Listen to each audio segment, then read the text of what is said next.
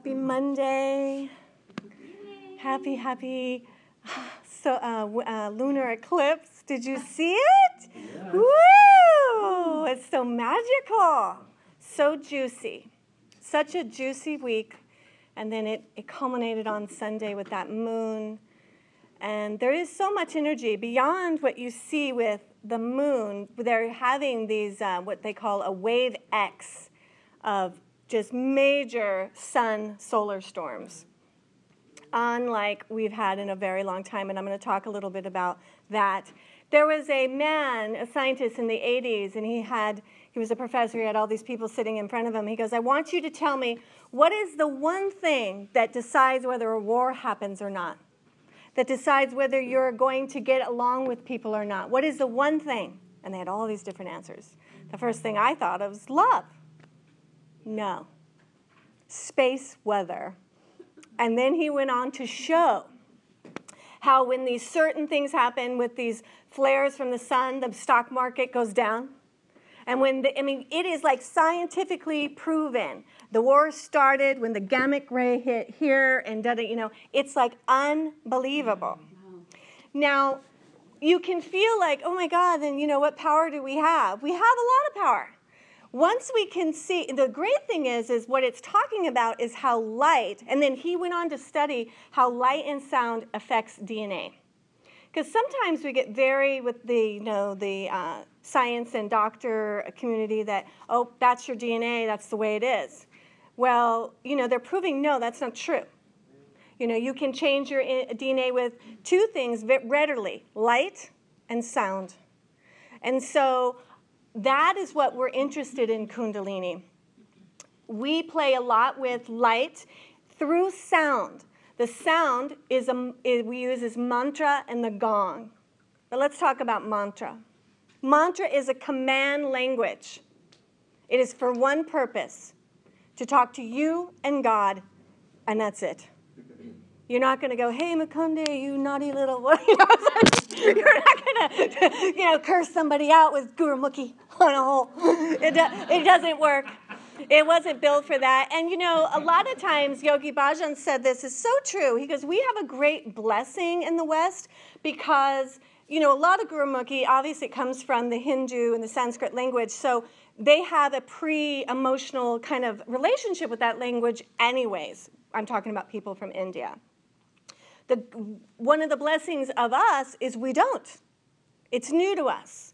So we don't have a preconceived idea of what it can do, what it really means. Oh, my grandma chanted that all the time and I never liked her, right? All the stuff we do with our stuff, but we don't have that necessarily with this.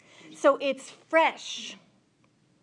It's fresh to us. That's why it's working so beautifully for people that have never done it. And that's why it makes a growth, a spurt so quick. Mantra, right? It makes me think, God, I hadn't thought about this in such a long time, and Guru Jagat was talking about. Does anyone remember Bob Newhart? I thought he was so hilarious. And the one where the show he had when he's a psychiatrist, and there's this one show where this girl, very beautiful young girl, and she's nuts, right? And she's in his office. She's like, oh, doctor, I just keep thinking of being buried alive. I keep thinking of being buried alive. I can't stop thinking. He goes, I'm going to give you something that's going to totally fix this. You're never going to have to worry about this again. It's 2 words. Stop it! Stop it! Right? So to some degree, that's the thing. Stop it! How many times I know it was a past life thing, and then I got this mother, and now I'm always, stop it! Who fucking cares? Because you're still in a neurosis with it. Stop it.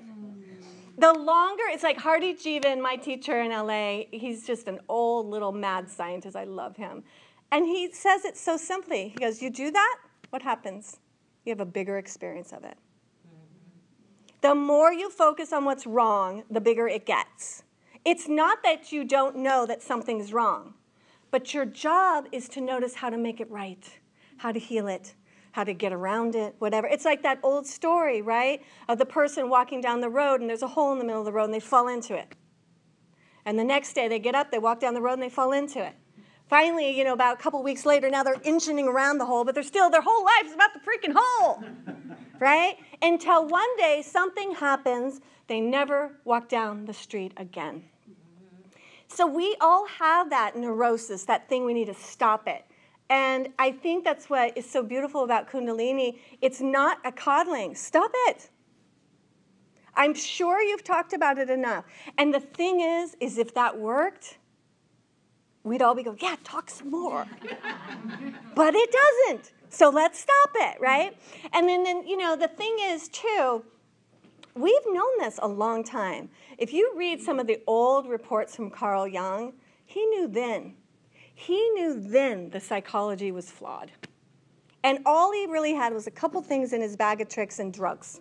Then drugs was the only, and basically, so you could just dumb down the brain to get it to stop cycling, rather than empowering the person to teach them not to do it.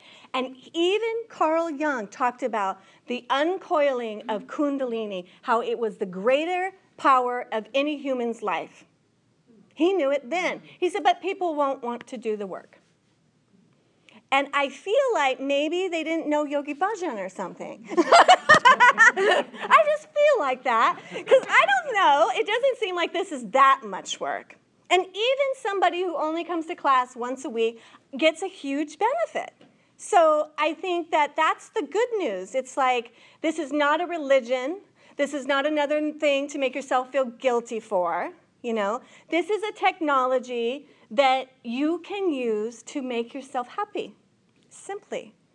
And I think that the biggest thing with the energy on the planet the way it is that you can feel that humanity's at a tipping point. There is such a chance of something wonderful happening. You can feel it.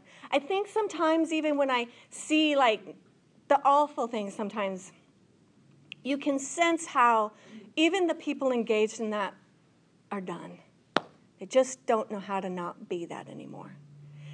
So what we do is we focus on being bigger in love, bigger in light, bigger in compassion.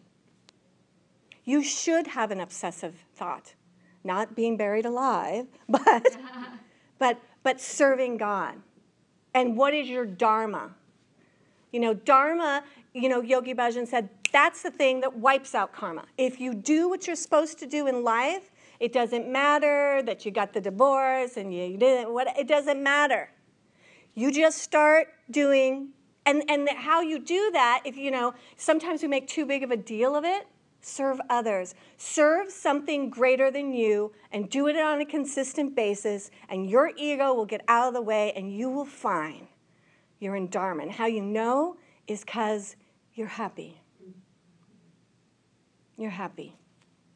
It's like, this is classic Yogi Bhajan. There was a guy in the ashram, and he was, very depressed. He was so depressed, and he was, having a big experience of his depression, going around and talking about, I'm so depressed. I wish Yogaji would call me. I'm so depressed. Blah, blah.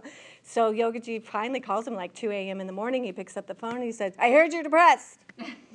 He's like, yes, sir. I am, whatever. And then Yogi Bhajan says this, go out and do something for other people and stop talking about your depression. He hangs up the thing. That was his big, It's not that we don't need love and compassion. We do, but not to coddle and grow the pain. We need to be loved and understood. We need to be touched more. We need to look into each other's eyes. If we were consistently, they say we need 8 hugs a day. And not like a good one. I always use that at home. I need another hug. I'm only up to 4. But, So we are gathering energy. So today we are going to use a stop it meditation. A mantra that will take care of it. And you know what it is? Hud, Hud, Mukande. So it's like Mukundi's liberation. It's like Hud, Hud. It's acknowledging that you are God, you're a legend, and this is the lifetime to be free. Hud, Hud, Mukande.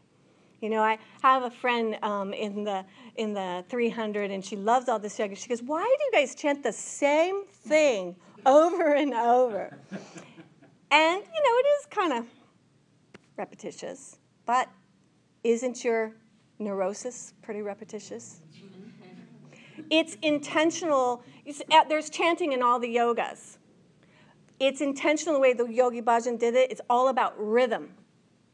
Because he wants you to get a rhythm of this that outweighs the rhythm of your neurosis. Because you got a rhythm there that's good. It's got it going. So then what happens is this starts to get a rhythm, and it starts to be the soundtrack of your life. I mean, sometimes, I find myself in that, and it's like, and I realize, wow, I haven't been listening to mantra in the car. Or I haven't, and isn't that the weirdest thing about humans? We'll just stop doing something randomly. I used to do that a lot when I was young. I was on these antidepressants, and they were helping. I didn't have yoga. I needed them. And I'd be fine. And then just randomly, I just stopped taking them. I didn't think I should stop taking them. I just would. And then about a month and a half would go by, and I'm like, oh, God, I feel so awful. I do the same thing with Kundalini. I know darn good and well what feels good and what works. And it's just like so weird. It's not a plan. It's not, and sometimes it's not even I'm sick or I'm tired. It's just something weird happens, and I stop listening to it as much at home. I never stop doing sadhana, but sometimes my sadhana will get less. It's like a bare minimum, those little holy prayers that's just to get you by. When that happens too many times, all of a sudden, I'm like, and I'm always surprised, gosh, why do I feel bad? Let me think. Oh, stop it. So we're going to wake up. We're going to do a Kriya today called a very subtle exercise, but there's nothing subtle about it. I don't know why they do that. So funny. Anyways, it's called Getting to the Root of Your Subconscious Depression. So one of the things that comes up right now in humanity, Yogi Bhajan called it cold depression. Sometimes, do you ever have this experience when you're meditating, all of a sudden you get freezing? Of course, we have the air on too much. We need to turn it up. But anyways, you'll have this coldness. It's the body is trying to work out this deep-seated depression for humanity. It's lifting out of the earth, and it's lifting out of us. So by doing this practice every once in a while, I notice that sometimes when I'm doing healings, most of the time I tend to run very hot when I'm working with someone, but every once in a while it just goes like iceberg.